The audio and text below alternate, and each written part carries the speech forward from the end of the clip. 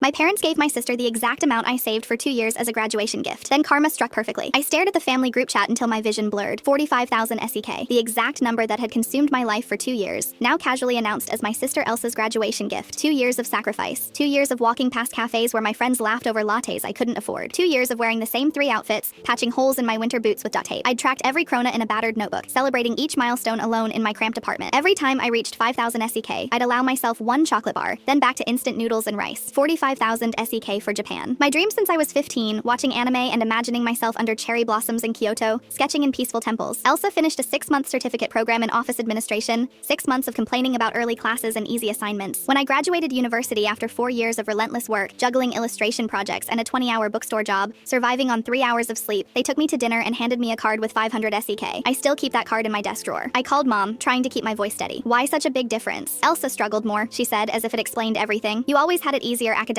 She needs encouragement to finish things. Easier, the word burned. I worked every weekend while Elsa partied. I took out crushing loans while she lived at home rent-free. I just never called them sobbing at 2 a.m. about every minor inconvenience. So I'm being punished for being responsible? My voice cracked. You're making this about money when it's about supporting family, mom said coldly. I thought you'd be happy for your sister. That night, Elsa texted, heard you're upset about my gift. Sorry you feel that way. Not sorry for the inequality. Sorry that I felt hurt. I cried until my eyes swelled shut, but somewhere between the tears and rage, something crystallized inside me. I opened my laptop and did something I'd been too scared to attempt. A year ago, a children's book publisher in Tokyo had reached out about a staff illustrator position. I'd archived the email thinking it was impossible. I replied. Within 4 days, they responded enthusiastically. 2 weeks later, after 3 video interviews showcasing my portfolio, they offered me the position. Real salary, housing assistance, relocation support, visa sponsorship. Japan wasn't just a vacation anymore, it was my entire future. I told no one. I researched Tokyo neighborhoods during lunch breaks, practiced Japanese phrases at night, planned my escape in complete silence. Then something unexpected happened. My bank showed a mysterious deposit, 15,000 SEK with only a reference number. Confused, I called the bank. It's from an account under Gunnar Lindstrom, the representative explained. Dad, he'd sat silent during the entire fight with mom, hadn't defended me, hadn't argued, but he'd been watching, understanding in his quiet way. I called him immediately. Dad, the money for your flight and first month's rent, he interrupted gently. Don't tell your mother yet. She needs time to see things clearly. I know my daughter's worth, even if I'm terrible at saying it. 3 months later, I was packing for Tokyo. At our farewell dinner, mom seemed subdued. She'd been watching Elsa burn through her gift money on designer handbags and expensive lunches, calling weekly begging for more. As I hugged them goodbye at the airport, mom held me tighter than usual. Maybe I got some things wrong, she whispered. 6 months into my Tokyo position, working on a beautiful picture book about Swedish folklore for Japanese children, our family chat exploded. Elsa again. My friend's parents gave them a month-long Europe trip. I want one too. Mom's response was immediate. First, learn to manage that 45,000 kroner. It's gone in 3 months. Dad added, and I could hear his smile. Now we finally understand who has real maturity. My phone buzzed privately. Dad sent a photo of Elsa's stunned face at dinner, followed by, your mother talks about you constantly now. Says she should have celebrated your discipline instead of Elsa's drama. We're proud, Alskling. Sometimes the sweetest victory isn't proving people wrong. It's simply building your dream while others are still asking for theirs.